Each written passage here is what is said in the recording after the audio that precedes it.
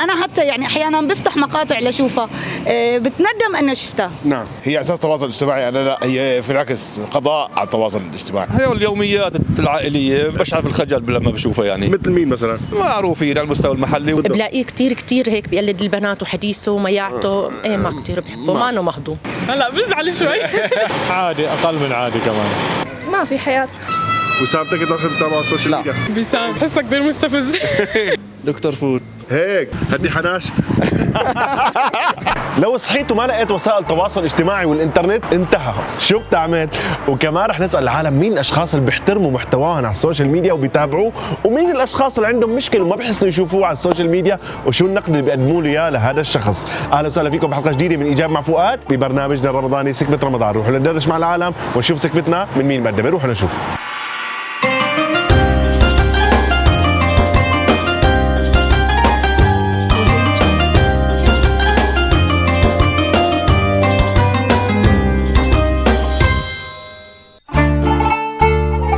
سكبتنا لليوم من البيت العربي من هريسة أبناء المرحوم ناصر فخر الدين.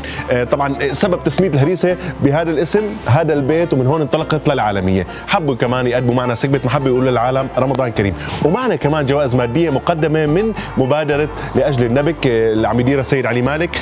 طبعا هن لهم 4 سنين منطلقين، وكمان بهاي السنة أطلقوا مشروعا الرمضاني مبادرة نعمة 4 اللي عم يقدموا فيه سلة غذائية لكل العالم المحتاجة والمتعففة. وصلوا وقدروا يوزعوا ل 950 سله لحدود تاريخ نشر هاي الحلقه، ولساتهم مستمرين لنهايه هذا الشهر. حبوا كمان يقدموا جوائز ماديه ويقولوا للعالم رمضان كريم. روحوا لنشوف العالم وندردش معه بالموضوع اللي حكيناه. روحوا معنا. يعطيك العافيه. أهلي أستاذ فؤاد، يا هلا. الله يسعدك يا رب. أهلا وسهلا. اليوم لو صحينا وما لقينا سوشيال ميديا شو بتعمل؟ السوشيال ميديا يعتبر ضرورية حياة صارت يعني. شو ايجابياتها وشو سلبياتها؟ إيجابيات أكثر صراحة، يعني كثير أمور العمل سهل جدا جدا جدا. نعم، صارت أمور أسهل يعني. نعم.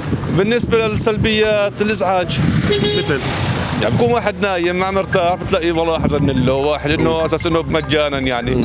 فبيستسهلوا كثير صاروا في الاتصالات يعني. ما في خصوصيه وهدوء مثل قبل. الخصوصيه راحت شوي. الموضوع كثير عالي. انا بفضل الحياه بدون انترنت. الحياه الواقعيه احلى بكثير. لو فرضا اليوم ما كان في انترنت، انتهى الانترنت، حلو. شو بتعمل؟ يعني بس في اتصالات. يا ريت يا ريت؟ يا ريت صار شيء اساسي. اساسي. ايه صار شيء بس ليش أساسي. قلت يا ريت؟ لانه كان احلى. يعني كنت انا بدي اسلم عليك وجي بسلم نعم. عليك. نعم. وقت بدي ازورك وجي بزورك. نعم. لا هلا صار بتنقضى في العزاء، في الفرح، نعم. في شيء بينقضى على الانترنت. العلاقات الاجتماعيه خفت كثير. هي اساس التواصل الاجتماعي. انا لا، هي في العكس قضاء على التواصل الاجتماعي. قضت على التواصل الاجتماعي. ايجابيات الشغل. الشغل انا احسن ما انزل على الشام بعرض اي بضاعه بدي اعرضها انا، ان كان عقار ان كان اي شيء. لا الانترنت صار اهون. السلبيات انت بتعرف يعني جيلي وجيلك.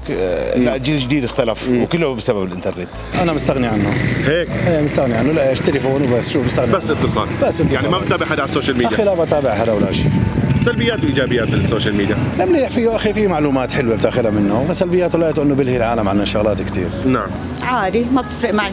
بالله انسى هيك. اي عادي. والله. بس برايك اليوم عن شو لهاك السوشيال ميديا؟ كثير شغلات، يعني الأولاد طبعا آخذين كل وقتي. البيت والأولاد، وطبعا الصبح بالمدرسة. بس بالحقيقة فيه لهوة كثير. نعم. وأنا بالنسبة إلي يعني بقدر أسيطر يعني حالي على وقتي. قديش انسه بتقعدي على الجوال تقريبا؟ يعني إذا ال 24 ساعة ممكن ساعتين، ممكن ساعتين. 3 يعني. طيب بهالساعتين شو هن ايجابيات السوشيال ميديا وشو سلبياتها برايك؟ مثلا بالنسبة لمقاطع الفيديو اللي هي المسلسلات، هاي بتلاقي كتير وما إلها فائدة. نعم. أبدا. في مقاطع تعليمية، في مقاطع يعني توعية، في مقاطع هاي تعتبر من الإيجابيات. إيه طبعا إيجابيات. في كتير يعني شيء أخبار.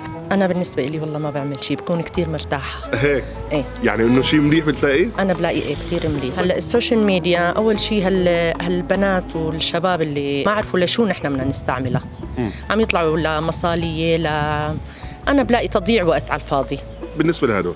بالنسبه طيب لي. شو ايجابياته؟ ايجابياتها انه السوشيال ميديا لحتى نطلع نعطي معلومات مهمه للعالم، تستفاد منها العالم. اوكي. ليه هيك؟ لا. لا. اليوم لو فرضا صحيتي على بكره وما لقيتي انترنت او سوشيال ميديا شو بتعملي؟ هلا بزعل شوي. يزعلنا. بشو بتشغلي حالك؟ ممكن دراسه. بتلاقيها شغله مليحه ولا لا هاي البرامج؟ يعني مفيدة نعم، يعني بشوف أخبار العالم، بشوف شو عم يصير، يعني بوقتنا هلا يعني بتعرف شو في برا شو ما في. هلا رح اواجه مشكلة انه لا استوعب هالقصة، بس انه بعيش حياتي طبيعي. طيب قديش تقعد اليوم على الجوال انت؟ 3 ساعات بالكثير. بالعادة العادية قديش تقعد؟ بالعادة 7-8 ساعات. مواقع السوشيال ميديا فيها سلبيات هذا الشيء شو؟ كثير مثلا في مواقع مثلا ما بصير يفوت عليها سن تحت 18 مثلا، هذا شيء سلبي كثير. نعم. في يوتيوبر بيوجهوا فكرة غلط للأطفال. يا سلام. فكرة الارتباط مثلا. نعم. فكرة ما بصير توجه لسن صغير. في كثير ناس بتفكر انه شيء طبيعي، والتنمر كمان. التنمر على السوشيال ميديا مثل مين مثلا؟ نحمل ابو الرب. شو بتعمل؟ ولا شيء، ما بعمل شيء. عادي؟ عادي، اقل من عادي كمان. ما في حياة، هلا صار انه كل شيء بيعتمد عليهم لانه كل الحياة ماشية عليهم. صحيح، شو ايجابياتها برايك السوشيال ميديا؟ هلا اول شيء التواصل. برايك شو مثلا الاساس السلبي؟ هلا كثرة المشاكل من وراء السوشيال ميديا. فينك تعتمد في شغلك كله على الانترنت. نعم. السلبيات انه ما ضيعت وقت للاولاد وهيك. للاولاد ما ضيعت وقت.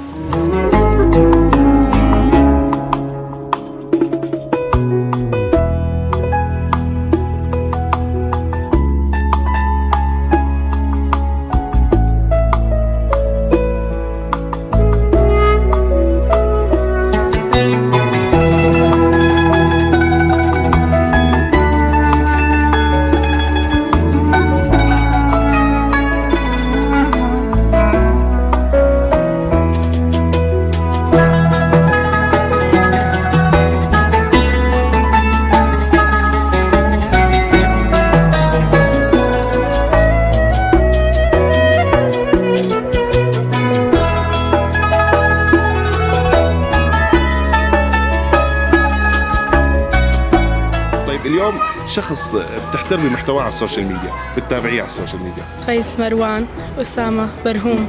اشخاص ما بتحبي تتابعيهم على السوشيال ميديا، ما بتحبي محتواهم. نور ستارز. نور ستارز ما بتحبي؟ ليش؟ ما كثير بحبها. ما كثير تحبيها. أسامة داوود. شو بيقدم أسامة داوود؟ ترفيهات حلوة، بعلمنا على الشغل كثير. مثل شو؟ برامج. شخص ما بتحب تتابعه على اليوتيوب او على اي مكان؟ في معبى، في وسام تكت.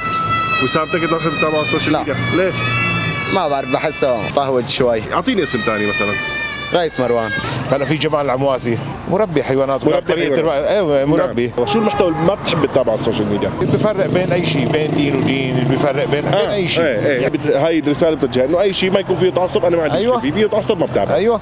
جو حطاب، بحب محتوى، بحسه بيشتغل على المحتوى. طيب شخص ما بتحب تتابعيه على السوشيال ميديا؟ بيسان اسماعيل. شو مشكلتها بيسان؟ بحسها كثير مستفزة. هي مستفزه، هي بتشتغل على الاستفزاز. شخص بتتابعيه على السوشيال ميديا بتحترمي محتواه. أنا كتير بحب أحمد الشقيري. أحمد الشقيري كتير حلو محتواه. عبد الله رشدي. طيب أشخاص ما بتحبي محتواهم؟ في بعض الفنانين يعني بيطلعوا بيحكوا شغلات يعني ما إلها فائدة، مجرد ليصيروا ترند يعني. نعم. ناس لا، ما هي ميال للتفاهات، بس هي فضول. أنا حتى يعني أحيانا بفتح مقاطع لشوفها، بتندم أنا شفتها. نعم. أنا خدمتهم أنه حققت نسب مشاهدة عالية. نعم. وبنفس الوقت وصنعت منه مشاهير. وصار مشاهير، يعني بتلاقي عن جد محتوى فارغ.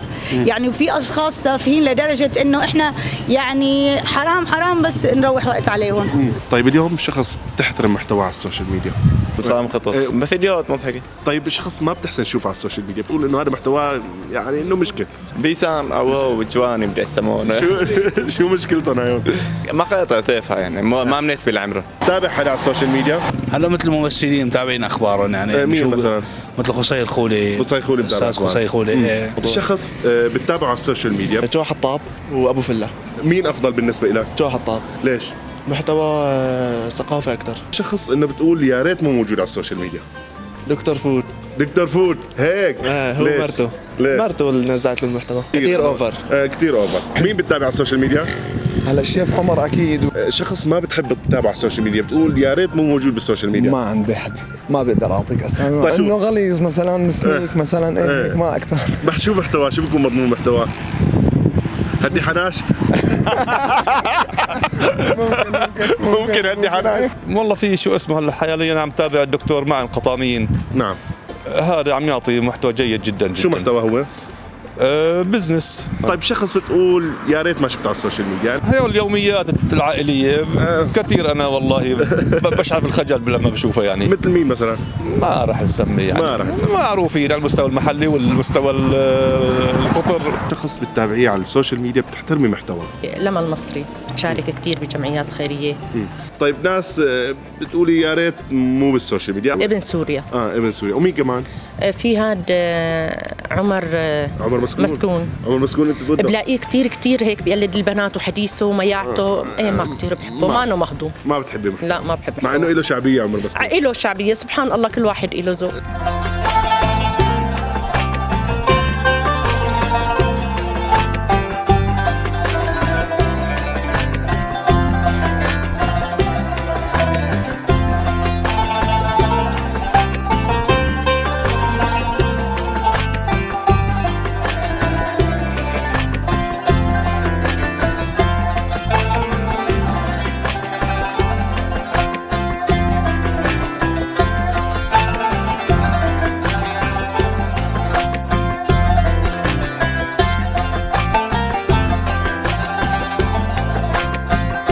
البيت العربي حابب يكون رمضان كريم وشكرا كثير يعطيك العافيه. طبعا قبل ما يروح حب يعطيني كروت ويقول لي في خصم 20% باسم ايجابي مع فؤاد.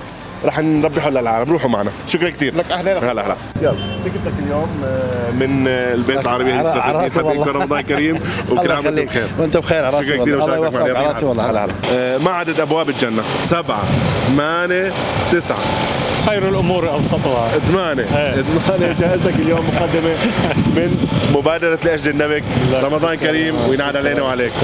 سكبتنا من هريسه فخر الدين حابب لكم رمضان كريم. ومعنا سؤال وجواب. ما هو الحيوان الذي لا صوت له؟ البطريق، السلحفاة، الزرافه. الزرافه. انا نقلتك اياها. سكتك اليوم مبادره لاجل النبك بالسيد علي مالك حابب لكم رمضان كريم. جلديات كمان جلامور حابب لكم رمضان كريم وخصم 20% لمتابعين ايجابي مع فؤاد او مشاركين مع ايجابي مع فؤاد. يعطيك العافيه. شكرا كثير. سكتك من هريسه فخر الدين بيت العربي حابب لكم رمضان كريم. شكرا كثير لك. يعطيك العافيه. اليوم جائزتك مقدمه من مبادره لاجل النبك السيد علي مالك حابب لكم رمضان كريم. شكرا كثير لمشاركتك معنا. يعطيك العافيه. اليوم سكتنا من هريسه فخر الدين. شكرا كثير لك ولمشاركتك معنا. حابب لكم هريسه فخر الدين من البيت العربي رمضان كريم. وكمان معنا سؤال وجواب. ما هو الحيوان الذي يستخدم كرمز للسلام؟ الحمامة هذه هي. كمان جائزتك مقدمة من مبادرة لأجل النبك. حابب لكم كمان رمضان. شكرا كثير لمشاركتك معنا. شكرا لك ويعطيك العافية وبرنامجك كثير حلو وما بتأثر. شهادة بعتز فيها أنسي خصوصا منك. اليوم كمان جلديات جلامور كمان عاملين 20% خصم لمتابعين إيجابي مع فؤاد، فكمان هن حبوا بس يعطيهم هذا الكرت وبيعملوا خصم. شكرا يعطيك العافية. اليوم سكبتنا من هريسة فخر الدين البيت العربي. حابب لكم رمضان كريم. ما هي السورة التي ذكر فيها البسملة مرتين؟ النساء، النحل، النمل. جائزتك مقدمه من مبادره لاجل النبك وشكرا كثير لمشاركتك معنا ليليانا. يعطيك العافيه. يعطيكم الف عافيه وبرنامج كثير حلو انا تابعته من اول رمضان. الله يعطيك الف عافيه استاذ فؤاد. شكرا كثير. اهلا وسهلا فيك. اليوم سكبتنا من البيت العربي حابب لكم رمضان كريم. شكرا لمشاركتك معنا. اليوم سكبتك معنا من هريسه فخر الدين فوريه السكبه. حابب لك رمضان كريم. الله يبارك فيكم وكنتم بخير. ناخذك كمان بسؤال. ما هي السوره التي وردت فيها غزوه حنين؟ آل عمران، المائده، التوبه. التوبة إن شاء الله. أتمنى كمان ضل على طول أنت تقدم شيء هادف وشيء حلو يعني. إن شاء الله يا رب. إن شاء الله طالما أنتم عم تدعموني أنا إن شاء الله معكم. الله يعطيكم العافية. اليوم جائزتك مقدمة من مبادرة لأجل النبك السيد علي مالك. اليوم سكتنا من البيت العربي. حابب لكم رمضان كريم وشكرا لمشاركتك معنا. ومعنا كمان أسئلة وأجوبة. ما هي الدولة التي تمتلك أكبر عدد سكان في العالم؟ الصين. دلوكي. طيب الصين. انا ما راح اطلعك اذا ما رحتي معنا. من مبادره لاجل النبك السيد علي مالك حابب لكم رمضان كريم وشكرا لمشاركتك معنا. اهلا وسهلا. حبينا لكم رمضان كريم من البيت العربي. حابب اقدم لكم هاي السكبه. شكرا كثير عمو لمشاركتك معنا. يعطيك العافيه. اليوم جائزتك من مبادره لاجل النبك حابب لكم رمضان كريم وشكرا كثير يعطيك العافيه. ما هي السوره التي تسمى بام الكتاب؟ الاخلاص، الكافرون، الفاتحه. رمضان كريم وشكرا كثير لمشاركتك معنا. يعطيك العافيه. هديتك من مبادره لاجل النبك حابب لكم رمضان كريم. شكرا كثير.